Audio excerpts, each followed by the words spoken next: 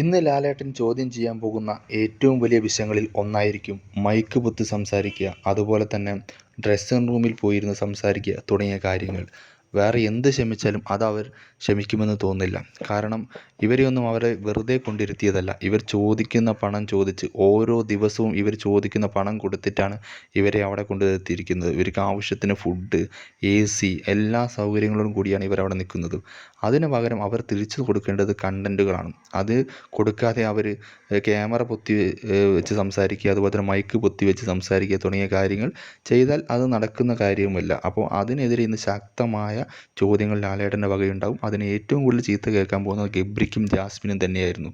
ഇവരാണ് സ്ഥിരമായിട്ട് മൈക്ക് പൊത്തി വെച്ച് സംസാരിക്കുന്ന രണ്ടുപേർ. ഏറ്റവും കൂടുതൽ എല്ലാവരുമുണ്ട്, അതിൽ ഏറ്റവും കൂടുതൽ ഇവർ തന്നെയാണ്. അപ്പോൾ അതിനെതിരെ ഇന്ന് ശക്തമായ ചോദ്യം ലാലേട്ടൻ്റെ ഭാഗത്തു നിന്നുണ്ടാവും, ബിഗ് ബോസിൻ്റെ ഭാഗത്തു നിന്നുണ്ടാവും. ഇന്ന് ലാലേട്ടൻ മിക്കവാറും എല്ലാ കാര്യത്തിലും കട്ടക്കലിപ്പിലായിരിക്കും. കാരണം അത്രയും കാര്യങ്ങൾ കഴിഞ്ഞ ആഴ്ച നടന്നു പോയിട്ടുണ്ട്.